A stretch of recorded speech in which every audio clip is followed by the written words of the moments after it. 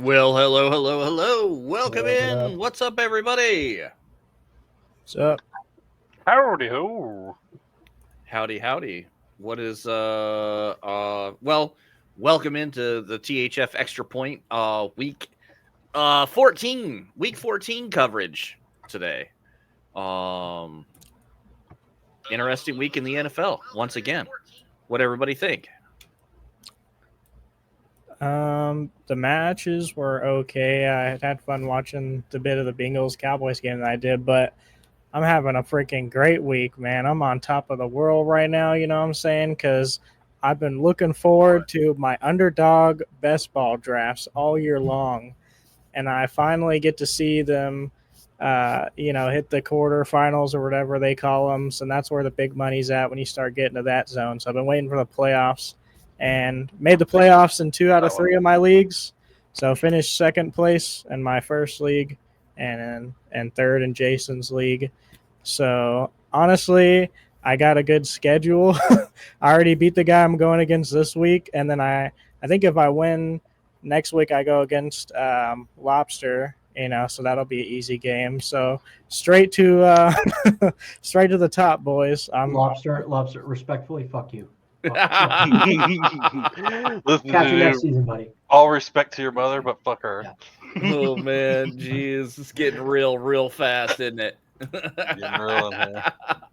Oh, there it is. Yeah. Okay, I'm gonna whoop her in the playoffs next week. That's what's gonna happen. Please do. Please. And I'm going straight to the top. You know what I'm saying? The main thing is that wide receivers have been asked this season.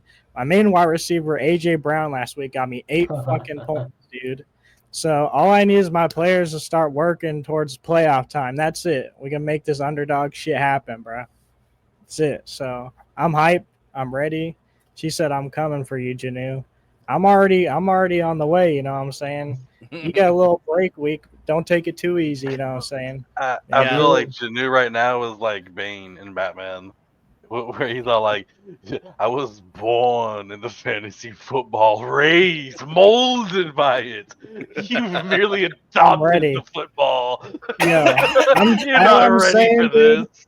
If I come out and I win after barely make it into the playoffs, and after the way that my team starts producing the playoffs, I'm gonna come ready on this podcast, bro. I have flashing lights, the trophy jumping up and down, shit. Be fucking going crazy, You bro. make the trophy into a hat, that way you can wear it for the rest of the season. During the playoffs and shit, you just wear a Tape trophy it crown. on. Yep, make a little crown. I should have that trophy in house here soon. I know AeroDark finished printing it, and I know he's working on some V-Bucks and stuff too for our Christmas special giveaway coming up on the 19th. Which, real quick, I'll go ahead and remind everybody about that. Yeah. Before we move on and get into the games, the Christmas special Beyond the Streams with THF is December 19th. It will be our THF stream team. We're gonna have our live Secret Santa exchange, but the big one for you guys out there in the chat is the Christmas giveaway. Every one of the stream team has a 500 channel point redemption that will equate in another entry into the giveaway. So you can hit that every time we go live, including right now for myself and Digital Navy. So and Daddy Dabs. Oh yeah, and Daddy Dabs, his stream is live right now as well. That's why you saw 3 comments for mine. I posted the first one to pin it, and then was like, "Oh crap, Daddy Dabs is live." So I had to post a second comment to pin that one, and then also put it in yours. Oh, there we go. Yeah, so we got 500 channel points in each one of those chats anytime that we go live. But that's only one way you can get entered into the contest or the giveaway. Wait, there's more ways? Yeah, there is another way, and that is just to be chatty in our THF Discord. Being chatty in the THF Discord will earn you XP, which will convert into levels. Every level is another entry into the giveaway. So you guys make sure to take advantage, especially if you're a Fortnite player, because we got a lot going on, including that 13,500 V-Buck card as the grand prize. Couple 2,800 V-Buck cards, couple 1,000s, a Twitch gift card, an Amazon gift card. We got merch, so you want to take advantage of that, please. It's not a museum. We don't want to keep these things. We want to give them away. So there you go. But yeah, back to football. Interesting week. What was the game of the week for you guys? I would say the Cowboys game, but only because the week of football was finally over and the Cowboys game ended. Yeah, that was quite the blunder at the end of that game that cost the Cowboys a chance at winning a third straight game. Yeah. That game of the was- week's Rams and Bills, bro. Easily. That was a good game. Oh yeah, and absolutely. I think that showed. I think that showed the Rams are still a force in the NFC. I think that showed that Josh Allen is still a force in the NFC. 3 passing touchdowns, 3 rushing touchdowns. What was it, like 390 or some shit yards passing? Dude, I don't have my stats up right now, but man, I know you. Imagine having that stat line and then still losing the game. Still losing. Yeah, Joe Burrow knows Burrow exactly what that asked feels both. like. Yeah, Joe Burrow's walking up to Josh Allen and I'm patting him on the back, bro. first time. Cool, you'll get over it. Trust me, I've been there. I remember my first beer. What is Q talking about, bro? He said the evil Chiefs paid off their blood oath to the devil for their win. That does not. Who hacked your account, Q Swin? That does not sound like you, bro. Who hacked your account? Okay. Something else in life right now. That's not you. I'm sure we'll get into this at some point, but Bro's got a hard on for Kansas City and their dealings with the refs. It's like all he because wants to talk He's a about. referee, so he's like he takes personal offense to how bad these refs are doing. Like we watch the games and we're like, dude, what are these referees doing? We're just Madden players and fantasy football owners and shit like that. Q's a referee for his job sometimes. He goes out there and he has to call penalties and That's shit. true. When an actual referee is watching this shit happen, they're probably so offended. Like, what? He's I like, can nah. see that from over here. He was You're like, nah, 5 put me feet in there, bro. away." Put me in there. Yeah. How did these guys make it to the NFL? Maybe you should work your way up there, Q. Go ahead. Just tell Kansas City, I'm not taking your money. Nah, he'll fold. He'll He'll fold. fold for V-Bucks. So tell Kansas I mean, City, I would too. tell Kansas City you'll take their money, and then don't. That way you'll get the job. You'll be an NFL ref, and then just don't do it. You Then don't Q gotta just follow through. disappears. Yeah, he's Over gone. again. Q's stream is just an empty duck pond right now. But yeah, that Bills and Rams game was easily the game of the week. That it was pretty exciting football for sure. Like it was That hard. crazy to watch. And there was no way to know who was going to win that game throughout most of it. I think there was only one person who really wasn't excited during that Bills game. Cook. I really don't think Cook had a lot of fun during that game. Seven didn't like that game. Yeah, It's probably Seven good. didn't like the ending of that game, but Yeah, he probably liked it just fine until the very end, right? yeah, Seven didn't like it at the end. But I mean, like, okay, so Josh Allen, 342 passing yards, 3 touchdowns, 10 rushes, 82 yards, 3 touchdowns. James Cook, their starting running back, 6 carries, 20 yards, no No, touchdown. he's actually the second string running back. Josh Allen. Allen. Yeah, Right. I know. Yeah, it's true. But As a 6 Cook carries, owner, 20 yards. Yeah. I was Sure not. enough, I was definitely not very happy as a Cook owner this week with him. Dude, as a Cook on our parlay owner, I wasn't happy with that outcome. Yeah, this week either. and then I that- watched the first Josh Allen touchdown. Said, "Oh, fuck you, dude! Come on, go to the Cook." Second one, I was like, "Really?" Yeah. Then the third one, I was like, "Dude, how much money does he have on fucking Cook under right now?" Ugh. Yeah, Josh Allen's like, "Coach called another run play. Sorry, Cook."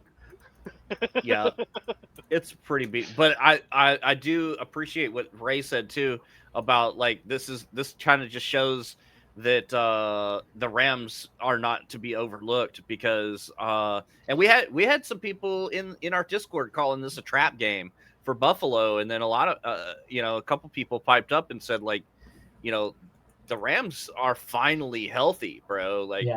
this Yeah. isn't just because their record is like 500 right now doesn't mean that they're a bad team. A lot Dude, like Matthew some other Stafford teams. is fucking you know- killer. Kyrene Williams, fucking killer. Puka Nakua, fucking killer. Cooper Kupp, fucking killer. Hell, even Tutu Atwell doesn't have much time to shine, but the dude's pretty damn good. Like when you're looking at a third string receiver, that's pretty damn good, and your first two are Puka Nacua and Cooper Kupp. Like, dude, you got a team behind him. Matthew Stafford ain't no slouch. Yeah, I mean he has won a Super Bowl with Exactly. these same Rams, you know. So I'm saying, and yeah, their defense isn't exactly amazing, but I mean they're not horrible. They won a lot of points, but to be fair, it was Josh Allen. You can't really. What are you gonna do against that in the Bills? yeah. But they both teams slugged it out. That was a great game to watch. If you missed that one, you missed some great football this week. I will say, you know, we already touched on the Cowboys for a quick second, but outside of the fact that they lost, I thought that was a pretty good game. There was a lot going on in that game. One last thing before we move on from the Bills-Rams game. To me, one of the best stats that show you that was an amazing game, besides the offensive score, there was 4 punts in that entire game. 4 quarters of football, there was 4 total punts from both teams combined. And how many turnovers? That's the real important stat. Yeah, there was, let's see, like what, none? 0. 2? Yeah, 0. I'm looking. Yeah, I was looking to make sure. There. Yeah, I was looking to make sure because I didn't want to call it me wrong. But yeah, 0. Not a single fucking turnover. Not yeah, one. I didn't remember any. I was like, I didn't remember any interception or interceptions, but I might have missed a fumble. So I was like looking, making the double check. No team fumble. Yeah, not a single turnover. You know, Josh Allen's having 4 a great punts, year. no Last year, turnovers. I'm pretty sure he led the league in interceptions last year. So Yep. Last year, Josh Allen over half an interception was like a lock pick for every game. right, yeah, last year. But he's locked in. He was the Jameson Winston of this year. Winston goes out there and throws 380 yards and 4 touchdowns, but also throws 4 interceptions. I mean, Jameis threw 600 total yards in that game. Just 200 of them were the other team. Yep. Yeah. The announcers were joking before the game this week, and they were like, you know, if you look at Jameson's stat line, whatever it was, he's like, last week he threw for like over 500 yards and 6 touchdowns. It just so happened that a couple of those were to the other team, and a lot of those yards were to the other team also. Yeah. I mean, he got like 40-something points though in fantasy. Not this week, but Yeah, it was pretty good. And we were talking about the Cowboys Cincinnati game. You guys caught the Simpsons broadcast? I didn't bad. personally. Yeah. I saw bad. flashes of it. I didn't watch it myself. So they were talking about on Sports Talk today, and I have very mixed emotions about Dan Orlovsky. He has one of the funniest plays of all time with the back of the end zone safety. He's not the best. He's not really the best analyst. He's okay on the broadcast, but he was not a good fit for the Simpsons broadcast. You can tell he's never seen an episode of the Simpsons in his life. All the jokes they had scripted was they were forced. The delivery wasn't great, and they really.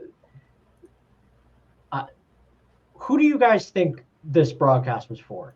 Because like other alternate broadcasts they've done, like the Toy Story broadcast and the what was the other? The Nickelodeon broadcast. Mm-hmm. Those are clearly marketed for kids, right? The Simpsons aren't really for kids. Yeah, they came out. Who was this? The only reason I know this, they came out in 1989. Yeah. Definitely reason I know that.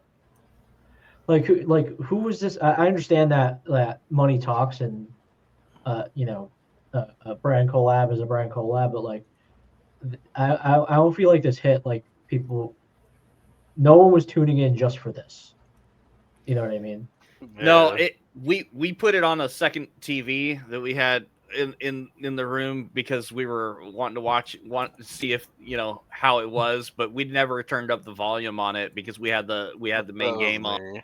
And I heard it was happening. I was like, I'll check it out. Yeah, so I didn't even know there was like an announcer or what was going on. We never had audio, but visually it looked pretty cool, except for the characters kept like shaking and stuttering. Yeah. Like I guess it was trying to mimic their movements, and I assume this is all done with AI. I don't really know how it all works, but I guess that was the characters trying to keep up with the real life motions of the there's character. a lot there was a lot of pre-production for it. Like the only reason this game didn't get flexed, no offense to Cowboys fans, but everyone was like, "Oh, why is this game still in prime time?" Well, it's because they spent so much time and money on the animations. Yeah, that they that's couldn't exactly flex it right. out. Really, it should have been Bills Rams. That should have been the prime. 100%. But I don't know if you could say you expected the Rams game to be as explosive as it was. I think in our pick'ems, everybody clearly had the Bills winning that game. It turned out to be an awesome game, but I don't know. Yeah, I mean, obviously, hindsight's 2020, but it is kind of. I think the narrative shifted a little bit after this game, where it's still a possibility of a Super Bowl sneak peek. There is a like I think the Rams are going to win. They're going to win the West for sure. The Bills already clinched the East, so they're definitely playoff teams. There's a chance that everything is still up in the air. There is no clear-cut winner, clear-cut favorite, unless you're really talking think about the Bills are going to take the playoff spot over the Jets? Come on, bro. I think that's old news, man. I think if Josh Allen keeps playing the way he's playing, Kansas City's defense is good. It's not good enough. If Josh Allen's putting up these superhero numbers through the playoffs, the Chiefs can't keep up. The Chiefs keep winning low-scoring games by one possession. I mean, the Bills already beat the Chiefs once, so I mean, well, the Bills Josh Allen is undefeated in the regular season against the Chiefs. I think you have it right that the Bills will make it to the playoffs or probably the Super Bowl, but I think it's not going to be the Rams that'll meet them in the Super Bowl. I don't think so either. But Lions. I think the Lions are going to be meeting them in the Super Bowl. I think so too, but there are still a lot of factors that you can't really count them out. You can't count out. No, I think if the Rams keep playing like they've been playing, now that everybody's healthy again, I'm not counting. I think they will 100% make it to the playoffs. There's not a single NFC team in the playoff that are playoff teams right now that I'm counting out. Oh, yeah, I mean, like, what are you going to count out? The Vikings that are second in their division at 11-2. Like, oh man, they're second in their division. They suck, man. There's no way they could win. I mean, you got to count out the Eagles. Yeah, Eagles are on the up and up. I mean, hell, you still have the three NFC North points. Yeah. You have the Lions, you have the Vikings, and you have Green Bay. Green Bay is still in it. Green Bay's 9-4. Yeah, and to put in perspective, the Vikings are 11-2 right now, but the Buccaneers have scored over 50 more points than them. Yeah, that's another point. Like the Buccaneers are probably the least favorite in the NFC right now, and they are a dominate. They're a good team. You know what I mean? They still performed even being their whole problem is exactly what happened in reverse with the Rams. The Rams are coming back and getting healthy right now, whereas the Bucs lost all their wide receivers and they are also just kind of now, but they still need Mike Evans back. But like they're getting a little bit healthier. They dropped 3 games. One of them was an overtime loss to the Chiefs where they didn't even get to touch the ball. Yeah. So I mean wait, the Chiefs won at the end of a game? That's never happened. They won in overtime on the first drive. Big surprise. But I mean, I'm not saying I'm not going to sit here and be delusional. Even though the Bucs are my NFC favorite team, I'm not going to sit here and say, oh, they're gonna go on a hero run and they're gonna unseat all these teams. I'm not saying that. But what I'm saying is that the NFC is still wide open. There are a lot of good teams, and other than Detroit, there is no clear-cut favorite.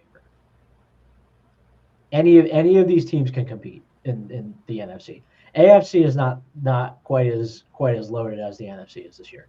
The Steelers are good. The AFC started strong, and then it's crazy because flopping. I really thought it was going to be the other way around. I thought AFC, everybody was going to be actually over 10 wins. Hell, actually, the AFC only has 3 teams that are over 9 wins. Yeah, it's the Bills, the Steelers, and the Chiefs. Yeah. Yep. 12-1, 10-3, 10-3. The next best is they're all 8-5. Yeah, and then look at the NFC. Mm-hmm. Yeah, the NFC, man. Whenever you swap over that one, You have 3 9-win teams in the same division. exactly, The North is dude. the North is 9, 10, 11, right? Well, also the AFC. Look at the flip side. You got 12, the yeah, Jets 9, have 11, only 12. won. You got the Jets have only won 3 games. New England's only won 3 games. The Browns have only won 3 games. Jacksonville, Tennessee, both have only won 3 games. And then you got the Raiders who've only won 2. So it's like you got a lot of really bad teams in the AFC. Kind of like everybody else is pretty decent, but you got a ton of bad teams. The NFC, imagine being the Bears right now in that division at 4-9. Knowing that ahead of you is the 9-4 Packers, 11-2 Vikings, and 12-1 Lions. Oh yeah, it's over. The Bears have to wake up every morning right now and just probably cry for a good 20 minutes in the shower before they start their day. Yeah, they've been doing that the whole season though. And they're not. The worst part is they're not even going to get another good draft pick because No. the rest of the league is so fucking dog shit ahead of them. I mean, like the Panthers are 3-10, the Giants 2-11. Oof. We have to talk about the Panthers, by the way. We're gonna have to be talking about the Panthers. That's who the Cowboys are facing next. Just because that was the last thing we talked about. That's another big point I want to get to. But can we talk about the fucking missed field goal by? It was the Giants, right? That missed field goal at the end of the game. End, that would have tied it. That was one of the most blatant fucking purposeful misses. Oh, what the heck, dude? Oh no, dude, I missed. Oh damn! Like, dude, that was nuts to watch that.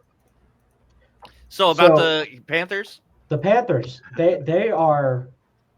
I mean, they're not turning around this season, but they're playing good football all of a sudden. They're staying. They were only a touchdown behind at the end of the game. And more importantly, going into next week's game, the Panthers are favored right now against the Cowboys. They're 2.5-point favorites. The Panthers have not been favored in a game in over 2 seasons. So sad, dude. The last they've had 5 wins in the last 2 seasons. They've been underdogs in right every single one of those games. They are favored against the Cowboys. This is where I want to recreate the locker room scene from Letterkenny with the coach and kick a trash can. This is fucking embarrassing. Get embarrassing, okay? You figure it out. It's so bad. Man. And to think that they were really just a play away, a couple plays away from winning their 3rd game in a row and like keeping delusional dreams alive, and instead they're 5-8 in the underdog to Carolina. I just want to point out though, real fast, that Joe Burrow on a stat line stance, if you look at him in the overall game, 369 yards, 3 touchdowns, and an interception, right? 1 rush for 14 yards. That is a great looking stat. But if you watch that game, which Monday night, everybody watched it, the Cowboys defense put so much fucking pressure on Joe Burrow. Oh, yeah. They were so dominant all fucking night on this dude. Until Overshawn went out. Yep. And I was going to say that. And when Overshawn went out, our defense started slipping. We started looking worse. We didn't look horrible, but we were letting in a fuck ton of passing yards.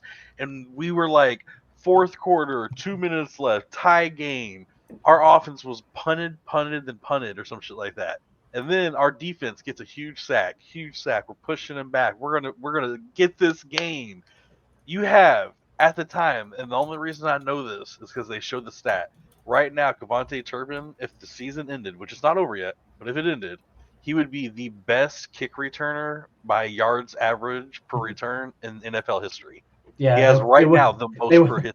They would not kick it to him. They were like, nope. But that's what I was like. It's a punt, dude. They would not kick it to him all game. This is the first time they were going to be punting it directly to Kevontae Turpin. Mm-hmm. Okay, it's a tie game, and you have the best kick returner in NFL history right now, returning this ball, and you decide you want that. Don't get me wrong, sure, try maybe, but you decide, hey, let's block it. Why even attempt to go for the block, dude? In that entire situation. No, you should always go. I understand that you always go for the block. I was like, I get it. The problem was the poor special teams defense. Was the poor special teams execution and discipline That wasn't Yeah. poor. That was idiotic. The problem is, It was that As the soon guy, as that yeah. ball's live on defense, you don't even touch. You get the hell away from it. If Dude. they Don't hadn't even touched touch that thing. ball, it would have been the guy that their touched the ball. like a ball, that punt. was his first time being active on that game. I don't know if they said season, but I know for sure it was the first time being active, as they said on that game. So, as a player, if you aren't a DB, if you aren't a skilled player, you're supposed to not touch the ball. That's like Never. rule number one on punt returns. You know, because like maybe he got confused because it was blocked and he just thought it should be different. You know, maybe he thought he But was going to in make a his move, eyes, but to me, he shouldn't even have thought about it being blocked because like Yeah. he didn't see it get blocked. All he's like, he's down the field where the punt should be going down the field. He sees this ball coming towards him, and he goes and runs at it and sticks his arms up like he's going to try to grab it. Why? Well, Dude, that's special teams 101. If you're on the punt and you're not one of the returners, dude, just get the hell away from it. As long as nobody touches it, it doesn't matter, dude. It'll be our ball. But if you happen to kick it or Well- touch it, or you grab it and then slip and fall and drop it, it's their ball. if he had just jumped on it, it wouldn't have been a problem. But the fact is, he tried why to even he attempt tried that? to field it. If he doesn't jump on it and just lets them touch it, we get it in the exact same spot. But if he goes to jump on it and something fucks up like it did, then they get the ball. That's why I was like, Yeah. dude, they trained it. Dude, just don't even get near it. Get the hell away from it. It's a punt. You don't have to touch it. It's our ball. They can touch it and down it right there and then give it to us. It's there you go. That's Cowboys' ball right there. Like, Yeah, as that's soon why as when you they pick punt it the up, don't ball, risk it. that's why when they punt the ball and it rolls and it looks like it's about to hit the end zone, you know, the receiving team doesn't touch the ball, and you watch they just surround it. You know, seen those clips of college players trying to push the other team into the ball and shit like that. trying to Yeah, make them touch for the stuff ball so like they can that. get it. Yeah, you don't touch it. But Yeah, that was his bottom line first. away is from it. bottom line is you see it all the time though. Players make stupid happens. mistakes in the heat of the moment. Oh yeah. It's like you got the running back that's about that's trying the team that's running off the clock, and you know the goofy running back gets through and then scores instead of taking a knee, and then he ends up giving the ball back to the other team like with the plenty of Cowboys team. special teams just a little bit ago when our special teams person caught the onside kick and ran it back for a touchdown. It didn't go bad for us like it did this time, but that could have went bad. Yeah, I think it was 7 that said that Jamar Chase shouldn't have scored at that one touchdown, that he should have taken a knee because and let the clock run out completely because they were Yeah, going to I mean, give the ball Yeah, back to the Cowboys with a minute left. So when it comes down to that, though, yes, it makes sense from our perspective. But when they're on the field playing the game, they do trust. They put trust in their defense. We wouldn't, because we know how bad Cincinnati's defense has been all season. But at the end of the day, they're still professionals, so they'll take the points and trust that they're doing their job scoring points. unless They're you're still going to Patrick put Mahomes. trust in their defense to defend. Well, that's what I mean. There's a lot of teams Patrick though Mahomes that was will. getting paid. Remember him sliding at the end and saying, "Whoa, it was just Yeah, ending yeah, the that, game," that definitely when he didn't could have scored a anything to do touchdown. with fucking up the spread. Come on. I'm just saying it happened. Patrick Mahomes should What have happened? scored that touchdown, and instead he stopped on the 1 yard line and kept that shit right under. We'll say on that one though, at least on that one, he was doing it for a reason. You know, like I don't really think that one was rigged. Yeah, There's shit, no, that's but exactly what I'm talking about. Instead of taking the easy touchdown, they take a knee or whatever, they slide out or take. Patrick Mahomes was ended the game instead of giving him a chance. Yeah, exactly. That's that high IQ football. Not every, it's the flip side of the coin. You know, these see it guys every time. Well, not every time, but I would say probably 70-80% of the time there's an interception, and these young kids will catch the ball and they drop and they look, and you'll see their team going, like, get down, dude, just get down, Don't run and get hit and drop that especially ball when and like fumble a it. D lineman Get picks up the down. ball or some shit. It's Yeah, like right. some He'll- 300-pound he's dude. about to run Yeah, and then he'll just slide. just drop, His team's yeah. like, get down, motherfucker, get down. You get They'll be hit, you're running not with the used to ball getting out hit with it. here, and someone just Yeah, smacks they don't know how to it, carry and, that ball. They are never trained with how to carry a ball, dude. Running backs and wide receivers are trained, and they drop that shit all the time. You're a lineman. Like, you think you're gonna carry that ball when you get hit? Nope, wrong button. Yeah, football What's up? IQ though, man. You need it. let's take a peek at the pick'ems, and we got another very close to perfect finish this week with Reggie getting 12 out of 13. That's pretty solid. That's pretty solid. I felt like the first, like, I don't know, 6 or 7 games of the week were pretty easy, and it looks like most of us were all on the same page for most of them.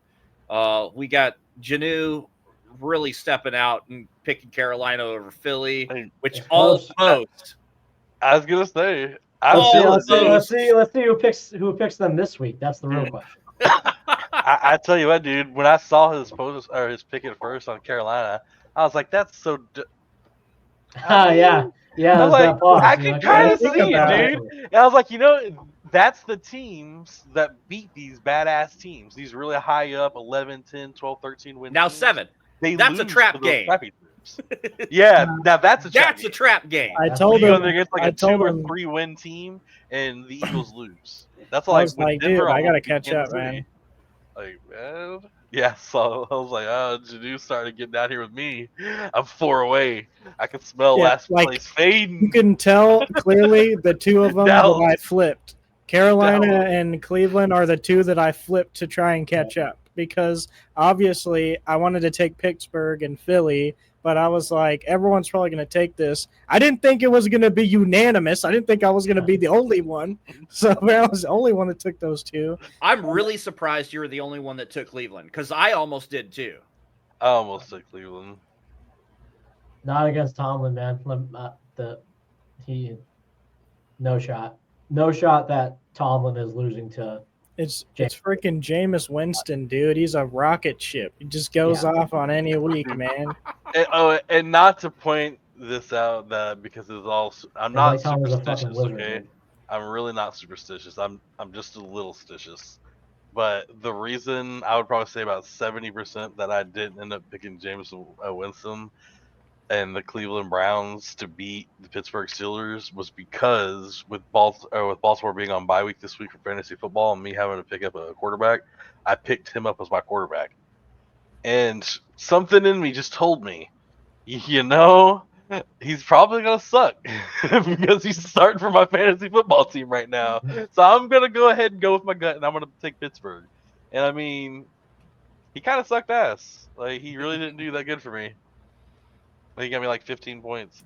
He was projected like 15.5. He got me like 15.6. Woo! Over his projection. You never know with him. Yeah, it was one of those weeks, and it made me laugh because it was like I looked at his stat line over the past couple games, and it was like fantasy points scored 4 weeks ago like 50, like 3 weeks ago 17, 2 weeks ago 48, last week like this week 15. It's like whoop down. Like, dude, come on. I'm keeping him. Next week he's gonna go off. I was surprised to see that anybody picked the Giants. I'd love if Marcus was in the chat. I'd love to see what his reasoning was there, picking the Giants over the New Orleans Saints. But I mean, does he live in New York? I could understand that if that's the case. No, he does not. He's here. He's here. Okay. I used to work with him at Classic. I think it's just one of those picks that's like it's a toss-up. They're both 2 dog shit teams. That's like, hey, who knows? Giants are ultra dog shit, though. Yeah, exactly. Giants are ultra dog. I mean, Jacksonville and Tennessee are both ultra dog shit teams, and they both. That was the opposite switch here. Yeah, I feel like picking the Giants on any game for the rest of the season is just not going to be smart because they're obviously just tanking now for fantasy. It's tough. Like it's one of those. So like, what are you going to do? Pick them to actually win? Yeah, like you have to pick against the Giants. You have to pick against the Raiders. I really want to keep betting against Jacksonville. Okay. Carolina Panthers versus the Giants. Who are you picking to win? Carolina. Panthers. Well, Carolina all day now. Easy. Yeah. All right. Yeah. So what about then the Raiders versus the Giants? Raiders against the Giants. Yeah. Oh, you got him on that one. The Giants on that one. I'm still gonna take the Raiders. You still got to take. I don't know. Like always find the a way the Raiders don't have a quarterback right now. Well, the Giants are on their third Giants quarterback. don't either. Yeah, but the third quarterback is at least somewhat like familiar with the team and the league. Well, so Aiden O'Connell's not bad. If he hadn't Aiden gotten O'Connell's hurt, out. yeah, if he hadn't gotten hurt in that If game, he hadn't gotten hurt, he should have beat. He was about to beat the Chiefs if it wasn't for the refs. Like I will take Vegas against with Aiden O'Connell. But Okay, friggin- the who are they last on? one. So we do a Who are three they stack even on on? this. Yeah. They're on, Are we gonna do the Titans? Which was the Titans or the Giants? Titans. Titans. yeah, You're Titans. taking everybody over the Giants. Although they are just got the league. fucking embarrassed by Mac Jones and the That's what I was like, dude. I might honestly kind of sit Goddamn the Giants over fucking that one, man. absolute ass jack. They haven't done shit all season, dude. They kind of got shit on this last week. Fuck I me mean- out of the parlay. To be fair, there wasn't shit scored in Jacksonville, Tennessee, or the New Orleans Giants game. Yeah. I mean, those Yeah, games were so low scoring. Shit ass games, dude. Because they suck. Oh my god, were there any like? Please tell me half the fans just went home in both of those games. Like, why? Why Well, would you you see pay in New good York, money to see that? They're flying. They flew a plane over with a fucking banner on the back. It said like "Fix this dumpster fire" or something like that. I didn't see dude, that. That's awesome. It's like dude. your vibes. I mean, the Giants they fumbled the hardest that any team has ever fumbled in history this past offseason by letting Saquon walk. He is going to be Offensive Player of the Year, and for a third string safety. they let him They walk. need So to keep that third string safety. they let him walk so that they could sign Danny Dimes, and now he's backing up Sam Darnold on the fucking Vikings. They have nothing to show for it. They are cooked. Dayball is cooked. The GM is likely getting fired. The owner should sell the team. Like, which New York team's a bigger dumpster fire? They share a stadium, by the way. Jets. So I mean, it's like, oh no, my the god, Jets are worse, but it's not. It's pretty close. The Jets have a better team, but they're a big dumpster fire too. So I don't know. It's kind of hard to tell. Their team, though, I just feel like has so much potential, dude. Like so much. And you would have thought that a healthy Aaron Rodgers would have realized that potential. They Like, lost. They lost a pretty hard fought game this week against the reverse CTE Tua. Like Tua's fucking soup for brains. I don't know what the fuck happened this last concussion. He's been doing pretty good after that last concussion, dude. Prime Brady numbers since coming back from he literally reversed CTE. maybe something got lodged back into place. He's the bizarro Antonio Brown, dude. It's crazy. I don't know why I just remember this, but really fast too. Did y'all also remember that with Danny Dimes, before we move on from that the Giants with this whole situation, they decided to fully guarantee Daniel Jones's contract. So he got what was like $160 million or something for 4 years. Then on the first year of his contract, they traded him. So they're still gonna have to pay him that $160 million. They didn't trade him. He didn't trade him.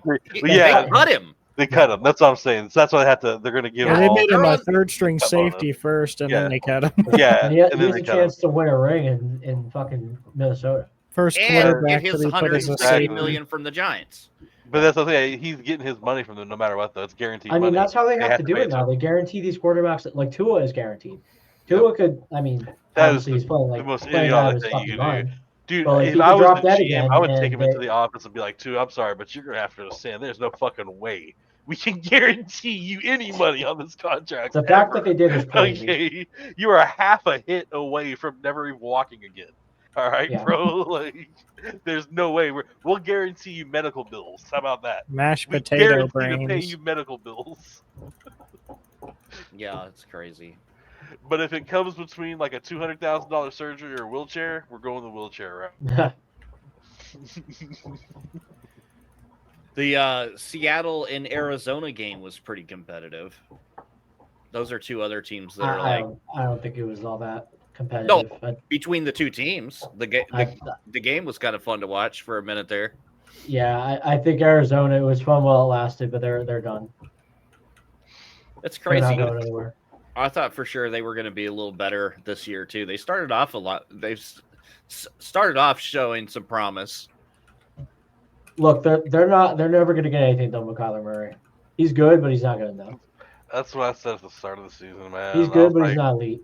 I said, don't get me wrong, man. I think with old what's his face Harrison Jr. coming in there, I was like, dude, I think he's probably going to be one of the better wide receivers in a long time. The dude's got massive amounts of fucking talent. And And he he showed- pedigree too. He Yeah. showed it. But right now, with Kyler Murray throwing to him, best of luck to you. Like, what are you going to do? Sorry, bro. I don't know what to tell you. Like, he's going to not be able to shine. It's like a perfect example. Look at the other team. Look at Neighbors. Neighbors, massive amounts of talent. He could be one of the best wide receivers in the NFL. Who's he got to throw to him? It doesn't Danny matter how Dimes. talented. Yeah, right. Anymore. It doesn't matter how talented you are as a wide receiver if you got nobody to throw it to you. They were showing a little bit of flashes at the beginning of the season. I'm not gonna lie, like when Danny Dimes came out with the beard, you know, he had a little bit of aura going on, you know. Then that reporter was talking to him, and he was kind of flirting a little bit, you know, playing it cool, whatever. I was like, okay, Danny, you know, he got a new wide receiver and everything. Yeah, that's Come out. swag. First couple games of the season, he was dropping like 20, 30 points for Neighbors every single game. Get him like 16 targets and shit. I'm like, okay, he doesn't want to lose his job. And he kind of like gave up and then wanted to lose his job. But it was looking a little promising for like a couple seconds. I think that might be the only flash of Danny Dimes we'll ever see. I'm going to assume somebody in Minnesota will get injured again. And when they do, he'll get to hop in there for a couple games as a backup. And we might see him have like a Cooper Rush situation where like Cooper Rush isn't necessarily good enough to be a starter, but as a backup coming in for 3-4 game stints, he does pretty good. Like the Dominator. Yeah, I hate to say it. Like, I hate to say it. It's a great spot that he ended up in.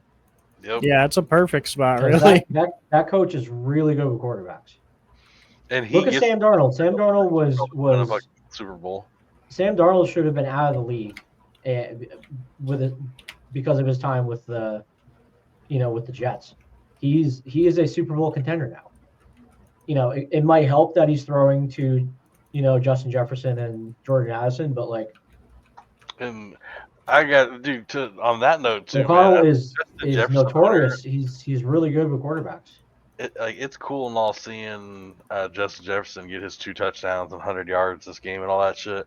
But man, this season I am about sick and fucking tired of Addison. He is too good of a wide receiver. And when you have everybody double teaming Justin Jefferson all the time, and you have a super talented ass wide receiver like Addison over there, well, you can't double team them both. So it's like it's getting to the point now where I feel like Justin Jefferson's damn near the second wide receiver to Addison out there. Like that's how it works. That's why you need to. That's why he's gone over 100 yards in receiving. Right, but that's how every team is. Every defense they play it that way. They double the wideout one. They put their best corner and their best safety over the 2 guy. Right. No, that's how it's happening with. That's how it usually works. It's just with look at the Rams. So damn talented as a secondary. Addison could be a starting wide receiver in any team. I feel like. Yeah. And so to have him as a backup to Jefferson. Yeah. So it's free all day with him. Let me finish here. So, you double wideout 1 and cover wideout 2 with your best defender.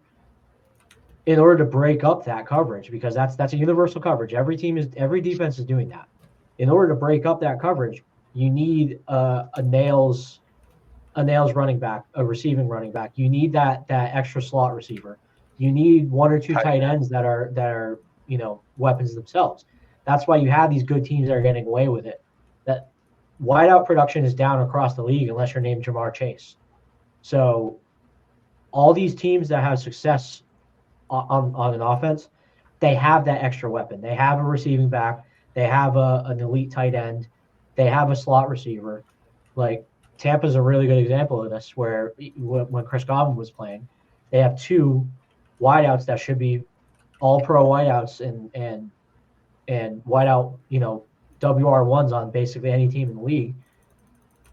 But they still have major success on offense because they have a good tight end, they have a pretty good run game, and then they have slot receivers.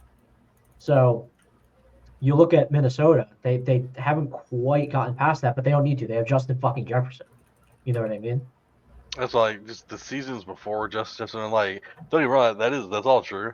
But it just sucks because the seasons before, in his first 2 seasons of Justin Jefferson, even after his injury, coming back, being healthy, all that shit he's done, he is every game you could double team him and he's busting out over 100 yards receiving, touchdowns.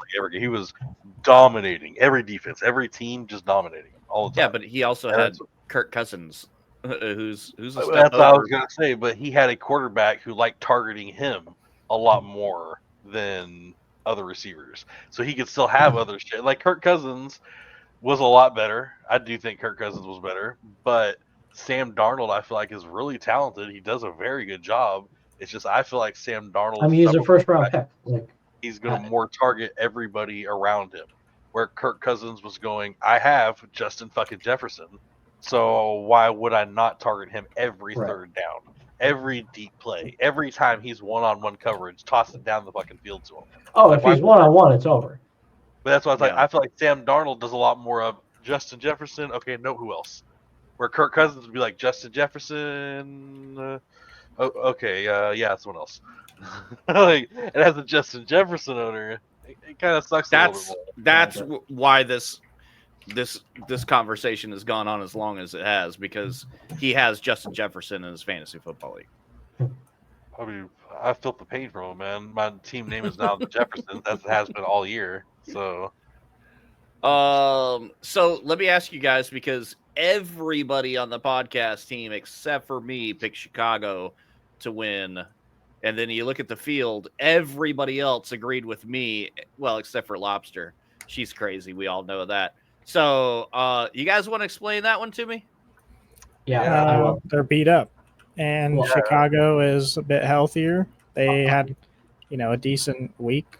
So I'll tell you exactly why. Before, because pick'ems are due on Thursday at noon, and and they announced that Brock Purdy was back on Friday. So yeah, not much I can do about that one. Like, that's Brock a good Purdy point. was injured, and so yeah. There we go. Yeah. Okay. I stand corrected. That's a pretty good reason. I didn't realize. I guess I didn't realize he was on his way out. Or I mean, he was.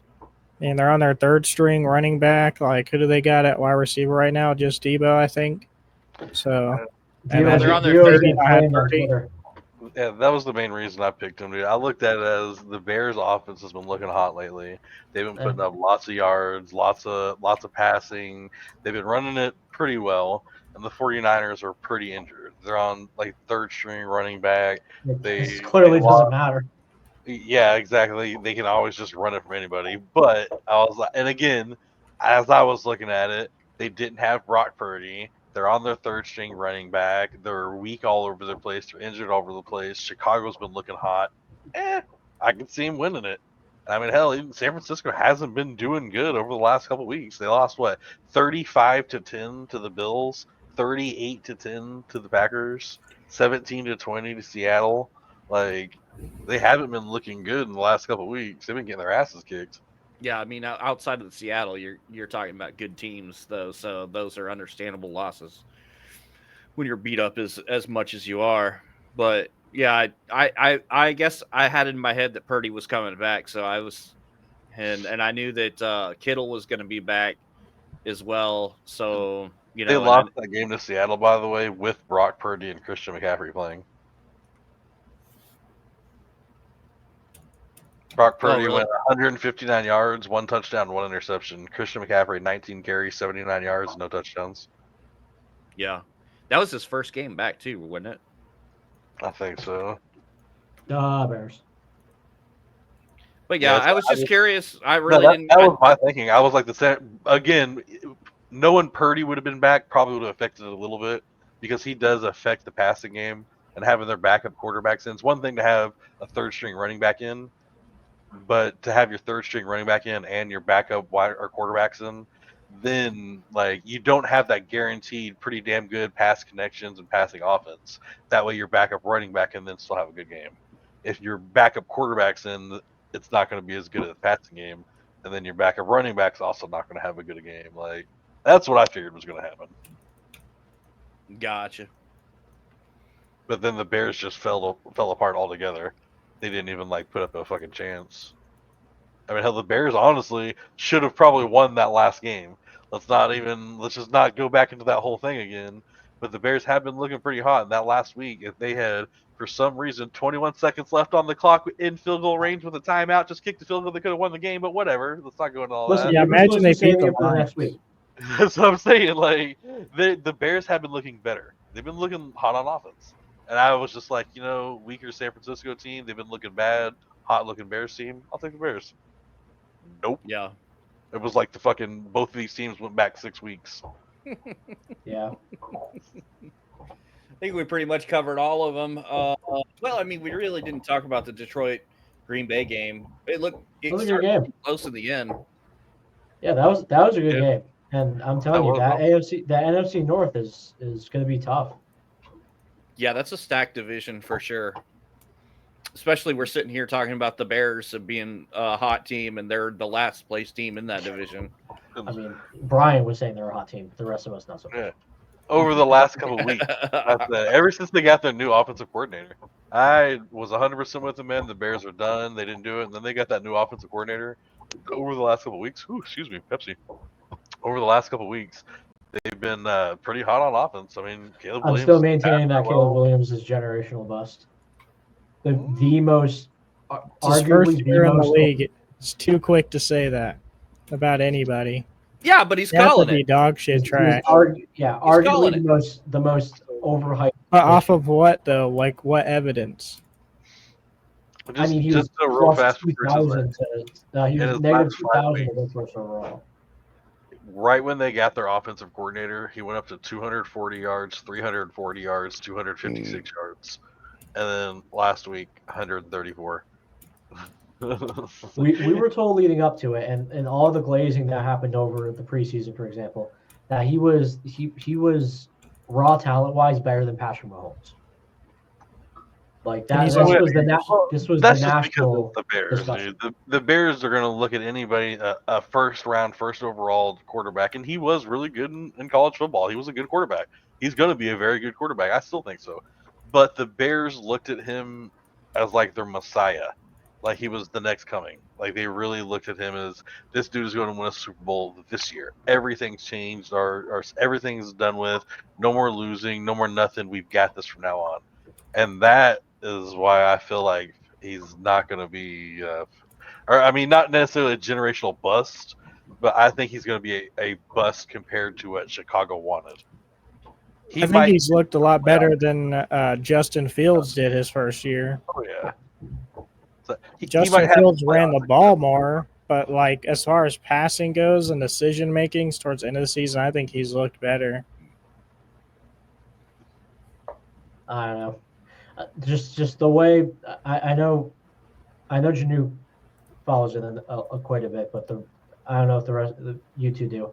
But like coming into this draft, this was like probably the most hyped up quarterback class that we've had in at least a decade, right? And sitting right atop that was Caleb Williams. That he was one of the best prospects coming out of college ever. And much like what's his name? Jaden Daniels. No. A former first overall. Oh. Johnny Football. What's his last Johnny name? Manziel. Johnny Manziel. Very similar. Dude. Yeah. So, but I mean, obviously hindsight's 20/20, and we can look at things as they are now. But looking at how the season has gone, I mean, you can make an argument that he's third, maybe fourth overall out of this quarterback class. This year, yeah, I think you could Jaden make that Daniels and argument. Bo Nix and Drake May. Drake May's barely played any football, bro. Listen, we haven't you seen can look at the that stats, of dude. him. Like No, I obviously don't think I'm a he's homer, bad. but obviously I'm a homer. But if you look at the stats, he's in the short amount of time he's played, he has really good stats. All right, and it's the intangibles. Like I think he's the second most accurate passer in the league this year. Turnovers are still a problem, but he's making chicken salad out of chicken shit. The Patriots have nobody. The Patriots I think Drake May is good for sure. I think he's a good player to be able to go on a bad offense and be able to do something at all. You know what I'm saying? But there's just something up with the Bears where they Bears bring have in more- these star players and they just fail. And to It's come in definitely- and have all that weight on your shoulders, you know what I'm saying? To make the Super Bowl and be the best of all time, and you're stuck on the freaking Bears of all teams. It's like gotta be one of the worst situations you can be in as a first-year rookie player. You know what I'm saying? I don't know. Yeah, I but, feel like but there's you have one other that- teams that have that problem too. Like there's that's not a little bit unique worse. situation where uh, uh, a quarterback is drafted supposedly to be their, Look at you know, Bryce well, no, Young last year. I was gonna say, yeah, Bryce Young literally is. or on the flip got side, look at trashed. CJ Stroud. He's No. their franchise quarterback. So He the was thing going into about a this, worse man, situation is than Caleb Williams was. that is Obviously, they had the thing that ends up happening to a lot of quarterbacks. They go play badass all across college. They get all these passing yards. They do all this shit. They play amazing, and then what ends up happening is they get drafted first overall, second overall, third overall. Well, you're not really going to be going to the best team in the NFL. You're not going to the Kansas City Chiefs or something like that if you're over here getting drafted first overall. You know what I mean? Like, you're going to be going to the Raiders or something, or you're going to be going to the Carolina Panthers, or you're going somewhere like that. You know what I mean? Like, you're not going to be getting drafted first overall to the Chiefs. Like, there's not going to be many quarterbacks that get drafted first round, first overall, and within the first 2 or 3 years of their career, they're going to have any success because they're going to be on a I shit think, team. dude, whoever ends up getting on the Raiders could be legit next year.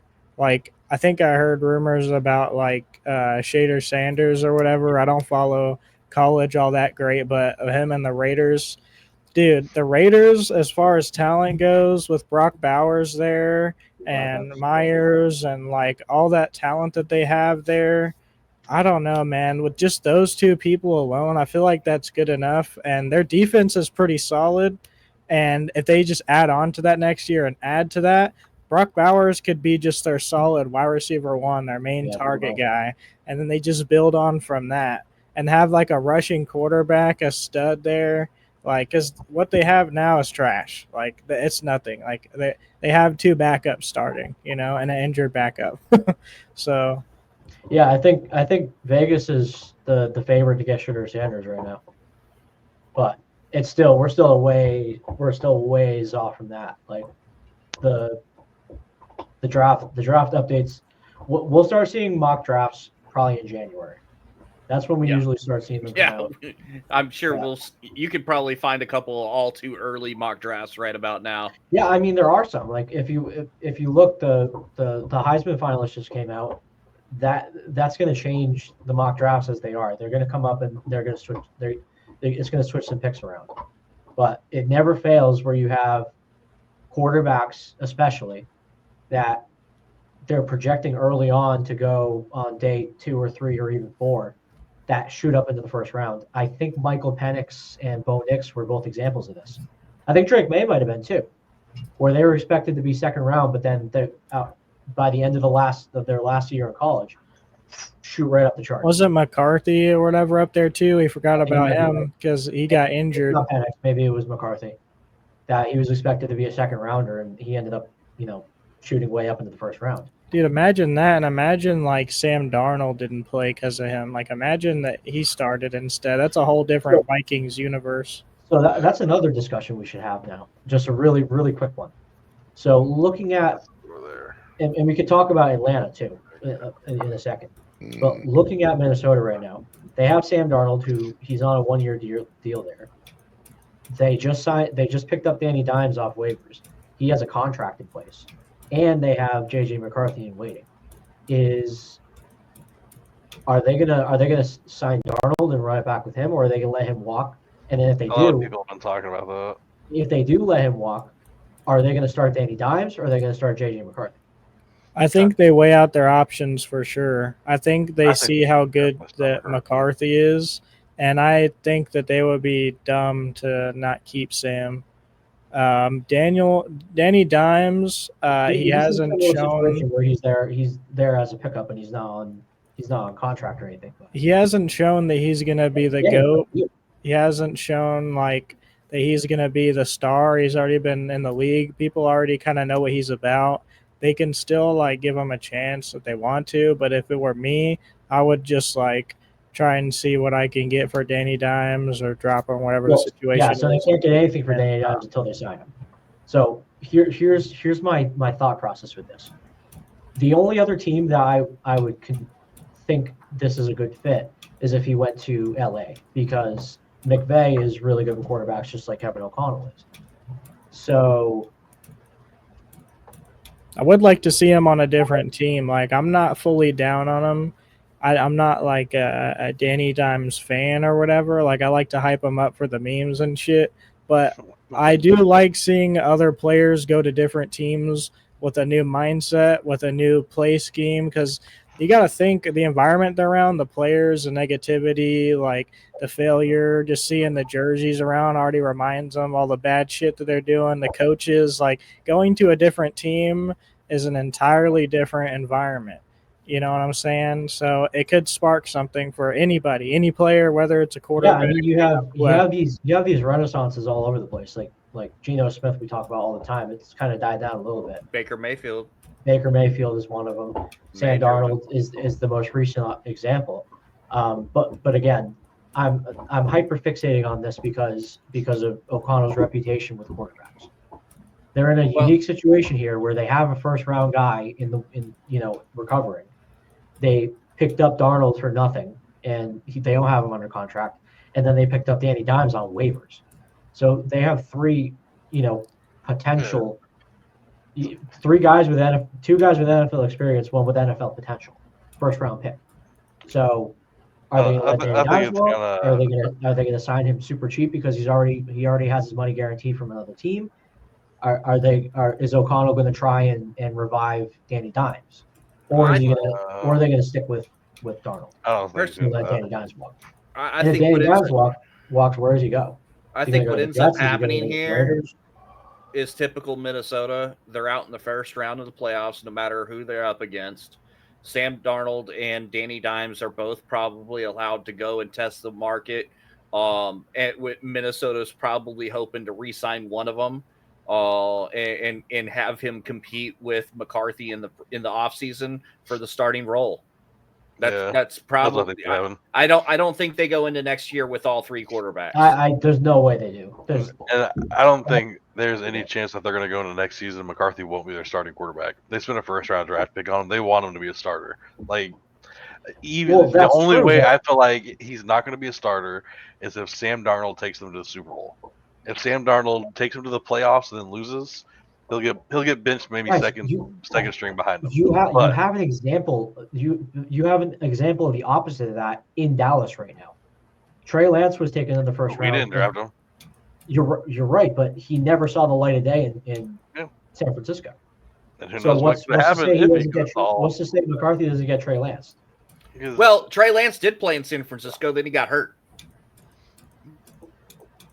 And who knows? They could toss the dime and just say, you know what? We spent a first round draft pick on McCarthy.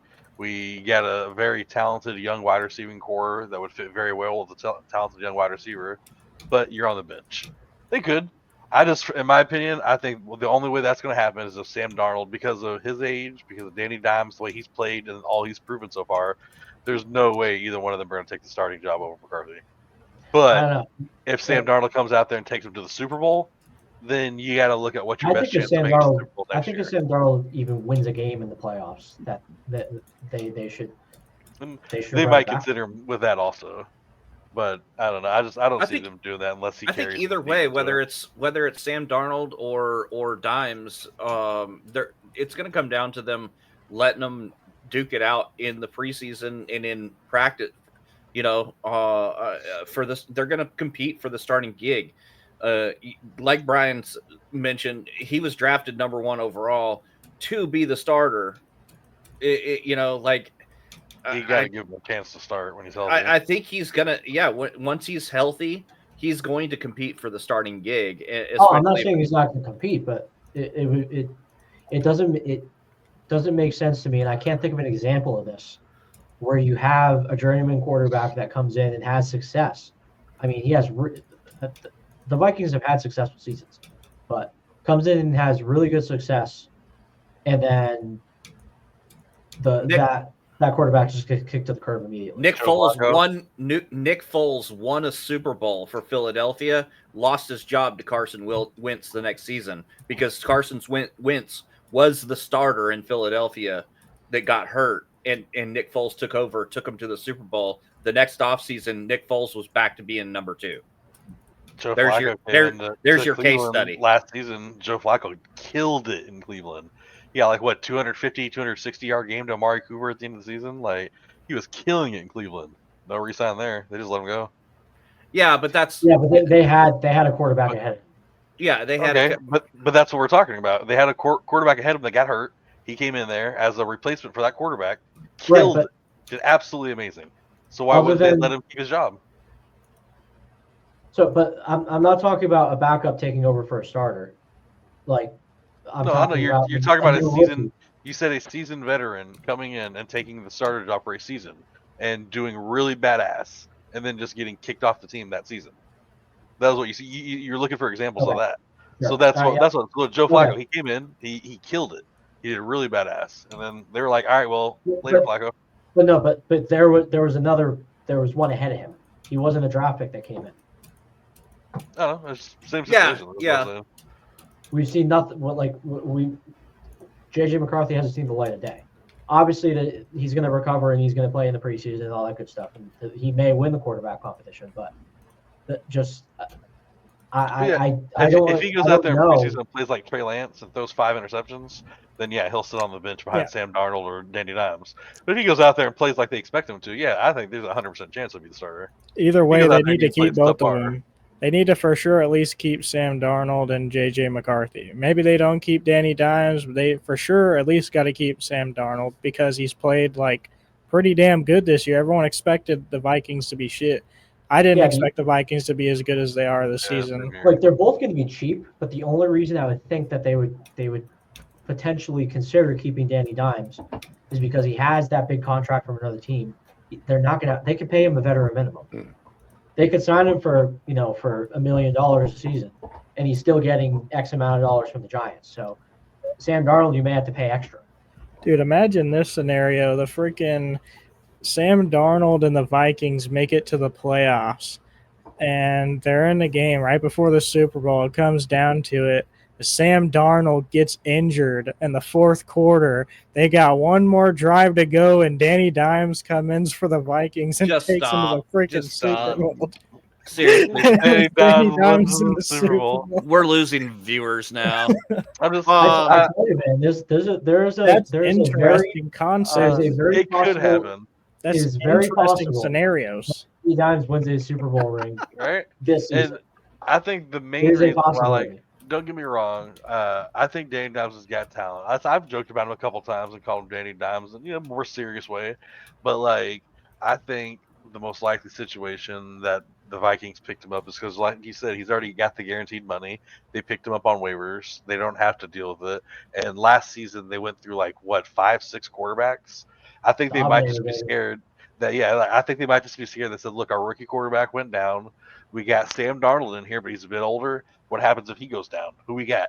Dude, they got freaking Justin Jefferson and Jordan Addison to throw to, dude. But that's what I'm saying. But who do they have to throw to him? You know what I mean? I think they honestly just picked up Danny Dimes in a situation that in the perfect you can sit on the bench. And if someone happens, I think he was 2019. Is he?